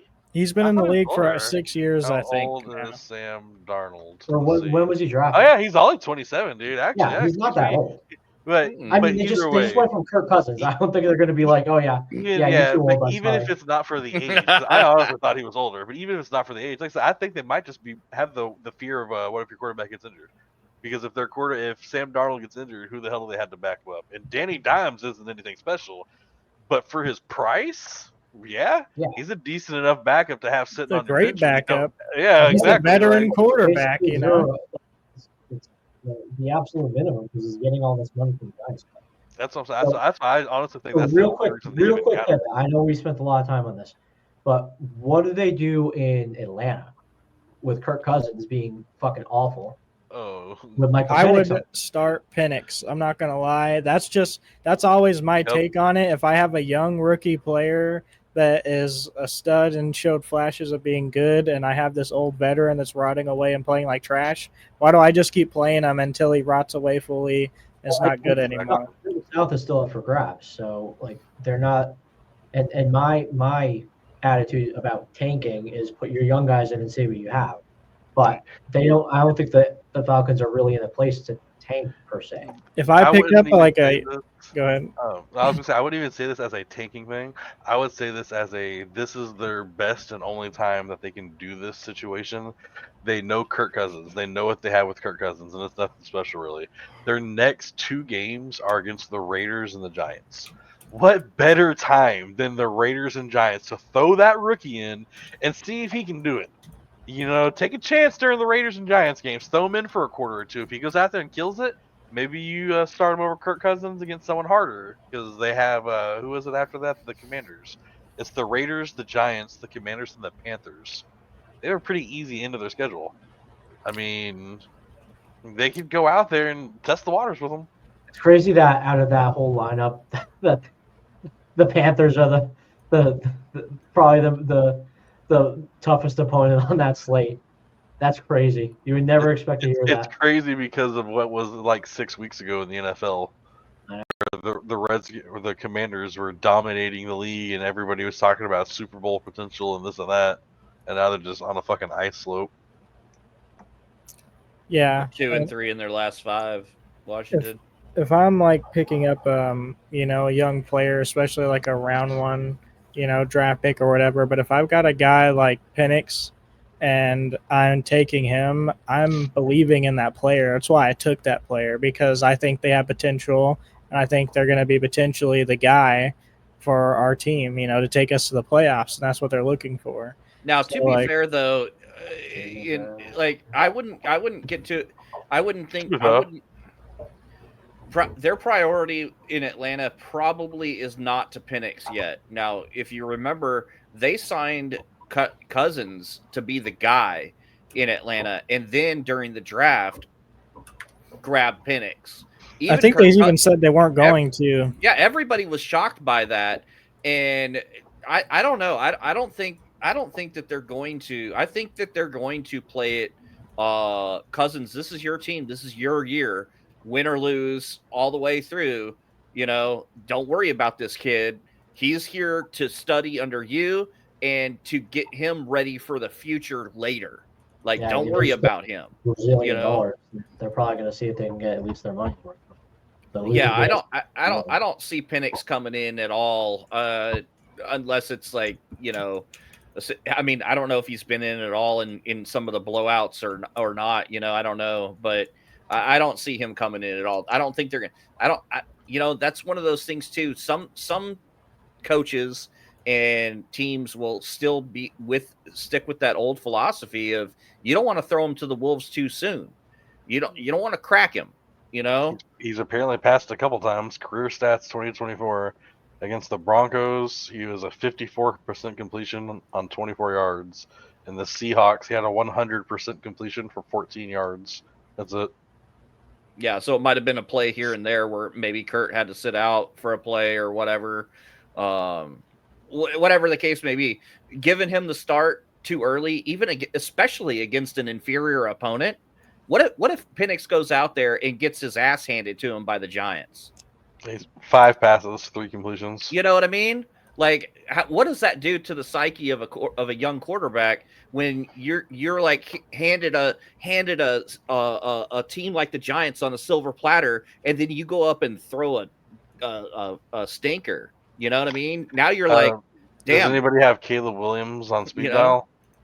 You probably ask Caleb Williams what it feels like to lose to a shitty team as a rookie. Yeah, I'm just saying, I think this is Kirk Cousins' team. I don't think Atlanta's going to rush Penix out there. They're not desperate to. That they signed Kirk Cousins. They know what they got. They snagged Penix for the future. Penix. So yeah. Anyway, we do need to move on. We're an hour and 15 minutes in the show, and we're still on our first topic. So we did. There were fantasy football. results. Can we just skip this part? We already talked Yeah. about fantasy football. What are you talking about, dude? Yeah, I know. There's This is already over with. We did this conversation at the start of the stream. Janu and I are kind of still excited about fantasy football, although we're we're middle of the road players here. Hats off, obviously, to That's What Cheese Said and Benches Be Tripping, taking the 1 and 2 spot. Cheesehead, in dominant fashion, he was the top scorer the last 4 weeks in a row. And 112 fucking points between two people. Yeah, just absolute freaking dominant players on that guy's team right now. That's the team to beat once the first week round bye of the playoffs is over, because him and Benches Be Tripping both have a first round bye. Let's see. That's the results for this week. I just want to point this out too, and this is gonna suck for not everybody's team, but for somebody like Cheesehead's team. He's got a lot of people that like Puka and shit like that are not necessarily injury prone, but and actually, dude, then this might not actually at least go for Puka, so bad example with him. But a lot of these teams, when it gets down into the playoff situations of fantasy football, the very talented people will end up getting benched or not played as much or thrown to as much if their teams are already going to be going to the Super Bowl to the playoffs, because they don't want to risk injury on their players. So they run it a lot less. They pass it to them a lot less. They go to them less in the red zones because they don't want to risk injury. We're already making it to the playoffs. What do we care? And so sometimes you have these teams in fantasy football that are just dominating all season, and then their people start getting targeted a hell of a lot less the last 2 or 3 weeks of the NFL season. Yeah, I don't think you have to worry about that with Detroit's guys. I can tell you that they play through it. Minnesota, maybe you got to worry about them taking it easy on Justin Jefferson, but yeah, there might be some teams where some players are going to be, especially when you get to that Super Bowl week in the fantasy football, because we got 4 weeks left in the NFL.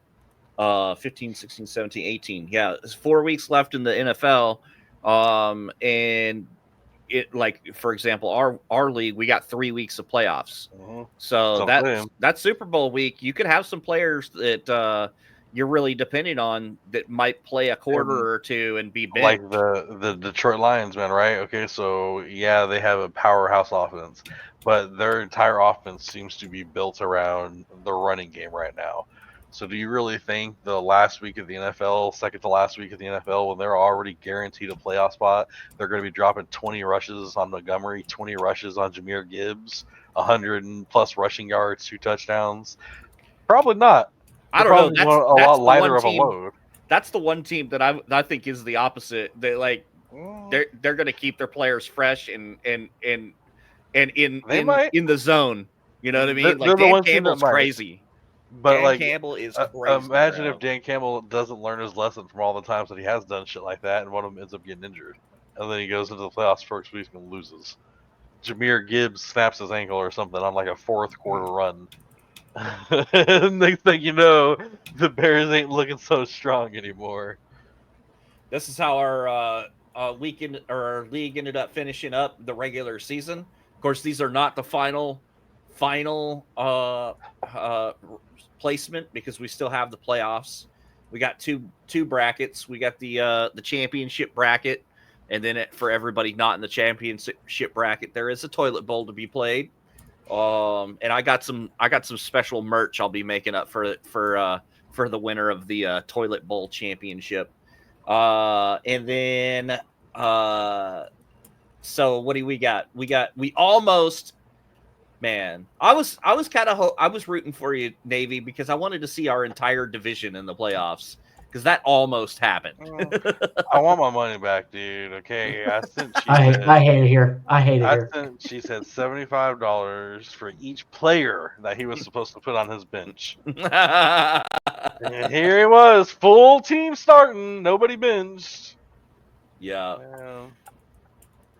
Yeah, I hung on to beat Dabs. I flip-flopped Dabs this week. I beat him this week to flip-flop him and from 4th to 5th and vice versa. And now we play each other immediately in round 1, so we got to go back at it again. I hate football. So, I hate football so much. the season's all Look right. at my points for. Look at my points for. Look at it. Second highest in the league. Where are you? Number 7, baby. Oh, Scorched Earth. Scorched There you go. Earth. You changed your name again. Yeah, I changed it back from having a really good week too. Like I scored it was like 130 something points, and it was still the lowest score of the week. So everyone had a good week. You did have the absolute worst divisional record of every team. Mm-hmm. Yeah, my record, my division, they popped the fuck off against me, and only me. Yeah, look at Orange Creamsicles, 5-1 in the division. 6-8. Dude, I went. He won one game outside of this division. Bolt. The majority of Bolt's wins were in the division. Yeah, he It's won better one than game outside Lobster. of the division. Lobster is the second in the league, and yeah, the better win rate in the division. Yeah, she swept the non-divisional games. Just about. The only person she didn't beat outside of the division was Janu. Crazy stuff.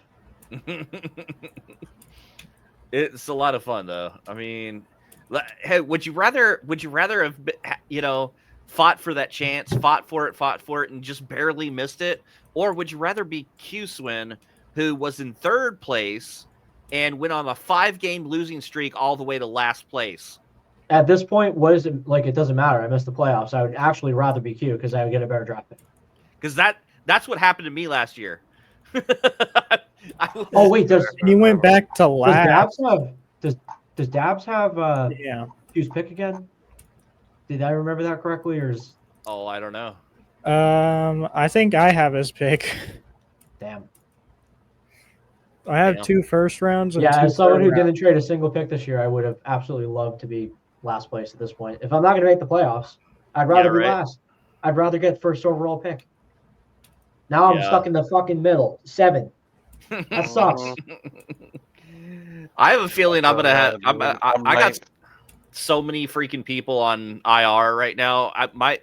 I'll probably end up with more keepers off my bench than I will in my starting lineup. Dude, this is like shows. I'm spending a lot of money this year. I'm keeping most of my team.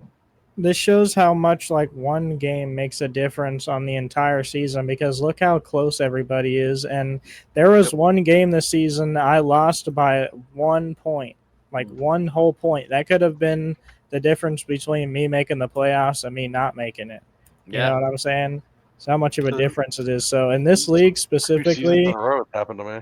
Especially since most people in here have been playing fantasy for a long time. Like, I'm still relatively new. It's only my 3rd year. Since everyone's played for so long and knows what they're doing, this league's like so close throughout everyone besides the 2 top leaders. Everyone is like 2 games ahead or below.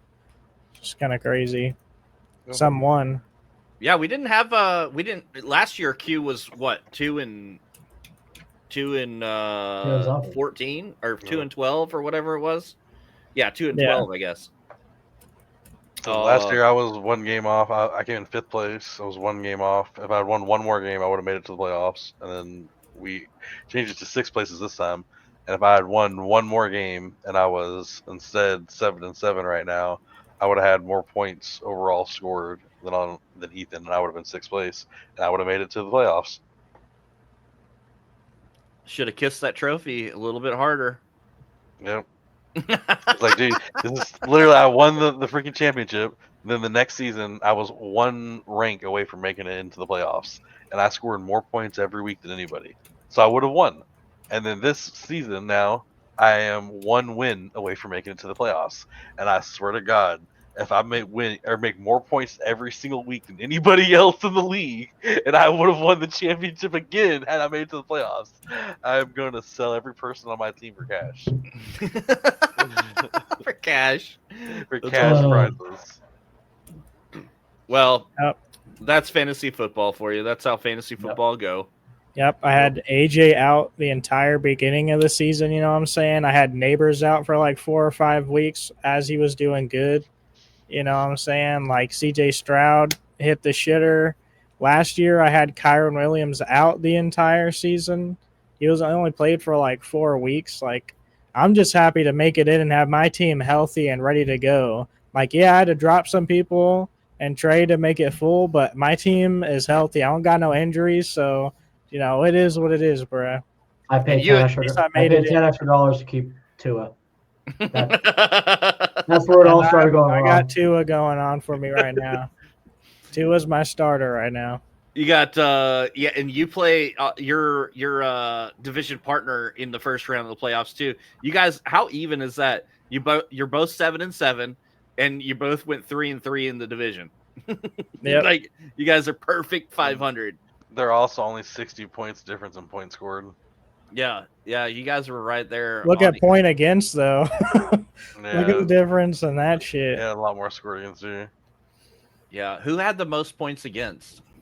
It ended up not being me, I think. No, I think it was me at the end of the season. Looks like it was Dabs. me. No, Jefferson's 2,300. Yeah. Oh, nope. It was 2,345, Jefferson. yeah. Yeah, It 2,300. was me. And then This I'm was the farthest behind that. This was the, I want to say, 4th week that I had somebody score over 200 points against me. Yeah, you. Yeah, I think I put up 200 on you too. Yeah. That was that week when you had. That I was was when laughing about that Devontae earlier. David and Tampa Bay DST combined for like 45. I'm not gonna lie though, one of the But biggest. I put up 100 points on Janelle on Thursday night with Joe Burrow and Jamar Chase. Yeah. I have the Okay. craziest rivalry games, dude, and honestly, it's kind of slept on, but me and Cup Holder have like a whole rivalry going right now because Yeah, you did every well in your single time that we go against each other, Cup Holder has like a generational game. Last Yeah, year, This Look is at what that. I'm talking about. 242. and he is the same person, I'm pretty sure, that beat me by 1 point earlier in the season. And he What didn't is even the deal score with- the most because with I these- got scored on the most. Yeah, what is the deal with these lower ranked teams just kicking ass in division? God, dude. Well, he can get the early draft picks. I'm in the playoffs, bro. That's Bobby Hilfiger shit, bro. I'm telling you, I've dude. been making it, bro. Yeah, I'm flexing on him, bro. You see that picture? I'm flexing on him. That's that playoff picture, bro. Yeah, that boy ain't right. That boy's about to get right. That boy's getting right now. I'm first place in Juniors League, so I'm happy with that. Hey, you know what? I'm the best fantasy football player in my apartment. Yeah, there you go. No, second best. Are you the best piano player also? She's like, I'm the second best here. Wacko. Womp womp. What? You're the third best in your house. No, I'm ahead of Janu. I'm ahead of Janu. I guess that's true. You'd have a better record than him. Yeah, so You gotta see in the playoffs. You just bro. take her down a notch. All right. Hey, that was Janu saying. Janu said he was the second best in the house. Beginner's luck, but I'm playing with a bunch of beginners in my house. No. We got that good blood in us. That championship blood. I don't think I would consider the Taylor blood good blood, but When Nicole's holding that trophy up, kissing it the same way I did, you'll be talking different. I'm taking her down, dude. Second That's not week. gonna. It's That's happening. that's gotta hurt if when and if Lobster wins the league. I'm telling you guys both get to stare at that trophy every fucking day, and neither of you won it. Dude, no, my pathway to the playoffs is like the Chiefs right now, dude. I'm going against the guy I already beat by a fuck ton earlier. No offense to him, but his team's not looking that good right now. And Lobster's team, her record's high and all that. Shout out to her. It's her first time playing fantasy. But her team, she's got like Debo, and like that's it. Like her team, she doesn't put up a lot of points. I already beat her. I'm getting there. I'm getting to Speaking the of last. Debo, I'm getting to the bowl. I don't think Q's in the chat, but Debo was somebody that Q passed on keeping. Like he could have had him as a keeper. He leads the team in drops, you know. Anyway. Yeah, Debo's on the down. He's on the down, yeah. Plus he's hurt a little bit this year. We did we do have one other failure to talk about before we get out of here, so we'll like hit this one really quick. But yeah, once again, failure. We What let are you talking our about? we let our families down. Jameer Gibbs hit. I didn't let Yeah. anybody down. Yeah, it's a collective failure. That was such a good start, man. Our chat, it was like, oh, hell yeah, dude. Jameer Gibbs hit. Sweet. Jalen And Hurts. Both hit. of my lock picks Sweet. were unavailable this week because of bye. Oh yeah. Yo, what happened to Derek Westbrook, dude? Drake, man.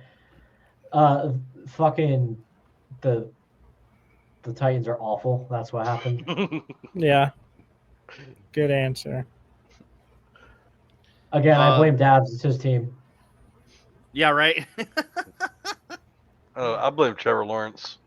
If Trevor Lawrence was out there playing, they probably would have put up more points, and that would have forced Tennessee to pass more and do shit. Really, you should blame Bill Belichick because he ruined Mac Jones, and it's not that Mac Jones is a fucking dog shit player. If we're doing the picks, I already got mine locked. This is a lock pick. There's no way this is not hitting.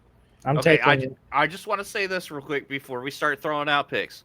We need to stay away from these obscure players to get a touchdown. We don't need to do. You don't even know what we're betting on, bro. You don't know how genius this shit is, He's scored bro. a touchdown the last like 4 games. Yeah, like same with Marcus Valdez-Scantling. He's like the only wide receiver the Saints have, and they didn't get a passing TD to him. So that's what happened. These guys aren't Derrick Henry. They're not locks to get a touchdown. We don't need to do 5 touchdown locks. It worked the first time for us. Wait, who did you pick, Jason? I put James Cook. Oh, okay, that missed too. Okay, I was just saying. Yeah. You didn't hit either with your non-obscure pick, but and I was talked into doing the touchdown. Look, I didn't all want I to do can the you say touchdown. don't have to do nothing.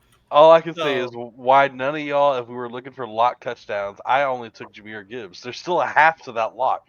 There's still David Montgomery that one of y'all could have taken. Yeah, Look, he's that's a he's good damn point. near just as much a lock for a touchdown as backup. anyone else. That's a good point. I have my pick though. Go for it. With the matchup last week, the Rams are healthy. They are playing really good, and they're going against San Francisco, who doesn't have many options in the air. I think they're going to go straight to George Kittle. I'm taking him over receiving yards. I think he's going to hit way over receiving yards. I'm going to take just the regular 56.5, but I think he's going to hit up to like 100. I think he's going to be like way over that. I like that. I think it's going to be a high-scoring game. So. Oh wait, are they on Thursday Night Football? Yeah.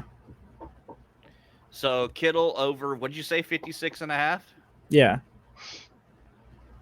I like it. I love it. I want some more of it. More of it. I'm gonna take while we're doing this a man that Minnesota right now has the 29th worst pass defense in the NFL. They pass a lot, they're gonna score a lot, so the other team's gonna have to pass a lot, and they're gonna have to score a lot. So I'm gonna take Mr. DJ Moore over. They got him right now on a line of 55.5 yards. I think he's gonna be able to go over that pretty easily. DJ Moore at what? 50? What is it? 59? Oh, yeah, 55.5 receiving yards. Either I want him over. DJ Moore over on receiving yards. All right, right on. I'm going to take Drake May over half an interception. He's thrown an interception in every game he's played in. That's a good lock. those are the type of locks where, like, until they break, man. I mean, it's literally a lock. It's happened every game. I could take a touchdown too, so because he's thrown one, but I think the I'm pretty sure the interception will juice it more than the over half a touchdown. Yep, probably right. Yes, for sure, dude. I like that too. I like that. What this is doing, it's unfortunately going to kill our parlay, but it's going to break the chain of Drake May throwing interceptions because whenever I bet on something, it misses. So you're using our parlay. I'm sacrificing our hard-earned U.S. dollars to get my quarterback out of this. I'm not gonna lie, dude. You joke, but last year when the Cowboys were killing it, every single week I spent $10 to place 2 bets where I took the Cowboys under on like passing and receiving and rushing and touchdowns and all. I took them all to go under, and they would go over every single time because my bets aren't going to hit. So if I have to waste money, I might as well do it helping the Cowboys win games. That's crazy, bro. That's crazy. And then we'll wait to hear from Dabs. Yeah, I totally forgot to ask him during the day today what he was gonna rock. Man, we didn't even get to talking about next week's games yet. This Detroit Buffalo game is juicy, bro. Did you say what you were taking, by the way, Wakko? No, that's what I'm. Oh, I thought you were just starting to talk about new games or something. I was like, bro hasn't even said his pick yet. He started to talk about the Detroit game. No, that's why I'm like moving on to the next topic.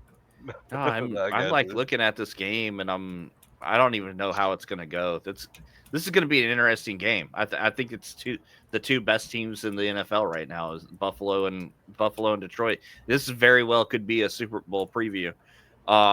And I want to pick. It's the one that we want that we're not going to get. Well, I don't want it. Fuck the Bills, but at the same time, anyone but the Chiefs. So,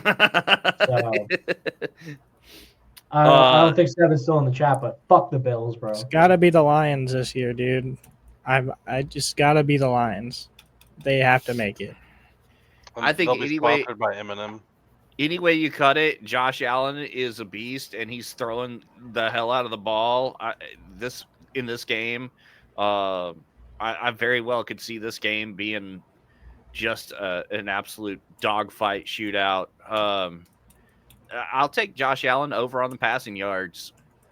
They got him at 253.5 right now on underdog, and that doesn't even scare me a single bit. Yeah, against Detroit's defense, though. They're gonna. I'm not one to talk. I missed my bet last week, but. Well, even if they slow him down, I think he's still going to be chucking the hell out of the ball. Even if Detroit goes out on a lead, or plays them well, I think he's good enough to where even if they slow him down, they're not going to stop him, and he's still going to have a 300+ yard game. I think he's just going to have enough opportunities that I like that. Detroit's it's like you said, it's going to be a high-scoring game if we're being honest. So chances are both quarterbacks are going to be throwing a lot. Yeah, if it's a low-scoring game, they can kind of keep the ground game going, but it's going to be. I think they're going to have to be playing. They're going to be fighting back and forth. So on the other side of that, Jared Goff 255.5 yards. I wouldn't touch that to save my life. Just because the run game has been so damn strong, dude. Like Goff kills it. Where is the game? And I feel like I should never bet on him. In Buffalo. Yeah, I'm taking the under on Goff. But it's just like I feel like he's the most scared person to ever bet on because he literally could go 50, 80, 100 yards in a game, or he could have like 400. You never know what you're going to get with Goff. He's a great quarterback, but because of their dual threat powerhouse, you never know.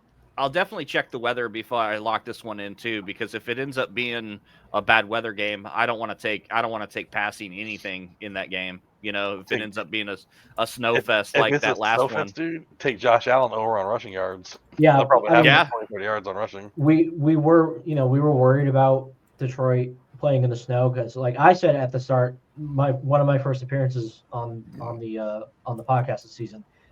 I said, Detroit's off to a good start, but 14 of their regular season games were in a dome. Well, they went right into Lambeau and cleaned up shop in the snow. So I don't think I think weather is a factor, but I don't think it's the end all be all. Besides, it's real easy for them to just go outside and practice in it. Right. It's Detroit, right? So. Yeah, they might play in a dome, but they're not any stranger to the cold weather. I bet you they practice in it quite a bit, especially for these games coming up. Mm-hmm. Yeah, for sure. Miami's the only team that you're truly scared of going north to play ball. If they go anywhere cold to play, they lose. They're notoriously bad in the snow. I feel like I'm worried for Miami. In games under 40 degrees or something like that. Yeah, that's why when they went to Lambeau a couple weeks ago, I was like, they're not winning that game. Yeah, yes. There's no shot, bro. No shot.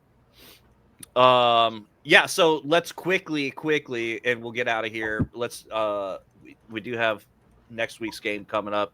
Just pick one or two out and say give your thoughts on it. Let's wrap it up with that and get on out of here. I'll tell you right now, again, that Buffalo Detroit game is easily the game of the week. I don't see why they don't flex that into a Sunday night or Monday night spot if that's an option, because that game should turn a lot of heads and you get some pretty high ratings. There's some good games this week: Pittsburgh, Philly, Tampa Bay Chargers, Buffalo, Detroit, Los Angeles Rams. Yeah, Niners. Yeah, some good games. Call me crazy. It's already going to happen on my pick'ems. Clip it. I'm telling you now, it's already going to happen. This week, Chicago shall be beating Minnesota, and I think it's going to be a very good game. It's going to be a high-scoring game, and I think Chicago's going to take it over them. I wouldn't be surprised if it's like a 33-28 type of game. I don't know, man. I like at home on Sunday Night Football. Yeah, I'm not. Yep. I don't know. I think this is one of those situations that we were just talking about earlier, where Chicago's got a pretty good offense, but it could be a trap game. Minnesota is hella good, and they are might be looking at this as we're going to go roll in there real quick. We're going to get this easy dub over Chicago and move on to next week. Who does Minnesota play next week? The week after this? I don't know. I'm not sure. Hold on. I have this full screen. Vikings NFL schedule. Oh wait, my keyboard's off for some reason.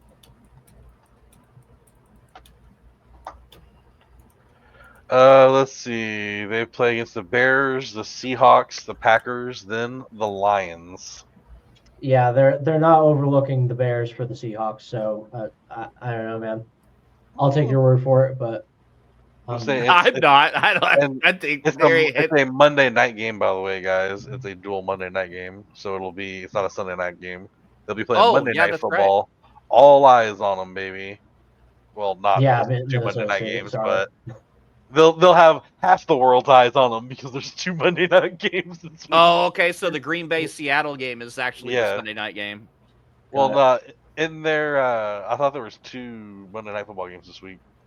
Yeah, Atlanta and Vegas and Chicago and Minnesota. Yeah. You're right. So the games on this list are in order: the Thursday night game, then the noon games, then the 3 o'clock games, then the Sunday night, Monday night. Yeah. So there's 2 games that stick out for me. One of which is the Carolina-Dallas game. Sorry, guys, but I have decided if I'm taking Carolina to win outright, but I'm taking them to cover for sure, considering this is the first time they've been favored in a long time. But the other game that really sticks out to me is Miami-Houston. That's going to be a good game because you have Tua coming off his reverse CTE. Nico Collins been back. And Nico's back, so I think that's going to be a good game. I think the Dallas-Carolina game is, don't get me wrong, this could just be my because again, I said this last week, I'm not superstitious, just a little stitious, but maybe this is just my little stitious here, but I think the Carolina covering for the first time all season might be one of the biggest traps I've heard. Dallas, it doesn't look horrible. We're not an amazing team, but I think we could easily beat Carolina. This is another one of those things where I'm obviously going to pick Dallas, but I don't think it's that crazy. Look, that spread. Listen, that spread is not. It's not a trap, so to speak. I don't foresee in Dallas in the current state of Dallas. I don't think they're coming out and putting up 2 possessions on them. I think we might, dude. I honestly could see Carolina maybe putting up 3 to 6 points all game. After the way our defense played against Cincinnati, we let in some points, but we played strong. Carolina is not anywhere close to Cincinnati. If our defense goes out there and plays the same, I could see us hold them to 3, 6, 9 points in the game. Carolina's been hanging, man. They haven't been. They've been putting up points against better defenses than Dallas this season. Who knows? That's what I said. You never know. They hung with Tampa. They hung with Kansas City, and they kept it relatively close against Philadelphia. Well, I'd say of those three defenses, I think Philly's the only one that is worse than Dallas, and not by much. I'm going to interject and kick off our extra point to wrap this up. And I'm going to say Dallas is actually going to whoop Carolina's ass. I think it looks like a game that Carolina's probably in. Yeah, they started off with as a 3-point, 2.5 point favorite, whatever. That's embarrassing, and I think the guys will take that personally. I think you see the Cowboys defense come out and have one of the best games they've had for the most of the season. Cooper Rush does have enough talent to put up points on a team like Carolina. He may not have enough talent to do it to a good team, he's 2-3 over this season. So obviously, he can win games. This is a game he should go back to 500 on this one. Go Cowboys. I'm gonna say my went super quick. It's just a comment, and it's mainly directed directly at you, Wakko. I vote next season we let the top 9 make it into the playoffs for our fantasy football league. God. It's just because I'm 9th place.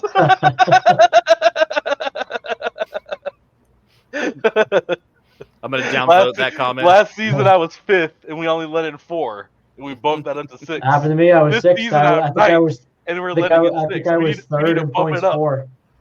Let's bump it up to 9th, okay? Yeah. That's my extra point. Jinu, what you got? Shit, just good luck to everybody, bruh.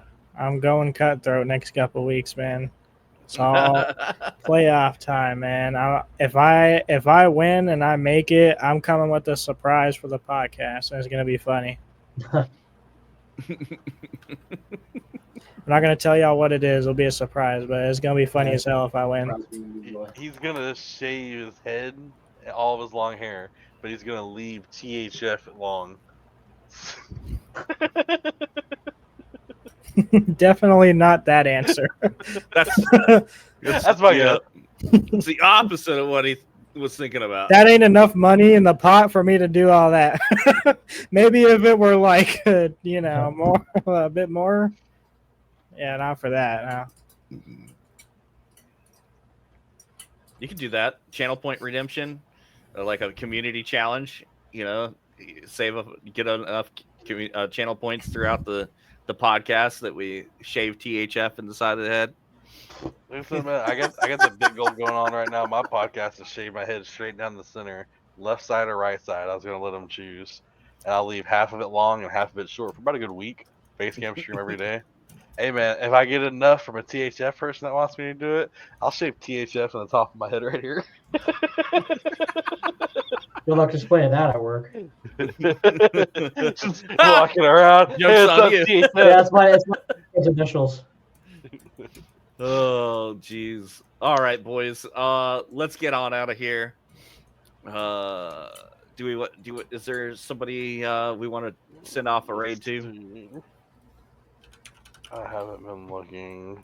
I don't have a raid in a while, but IB's on. Yeah, that works for me. IB. You're put in the chat. It's IBTVEE. Oh, look at there. He's playing Fortnite. Or you can just look into the chat also.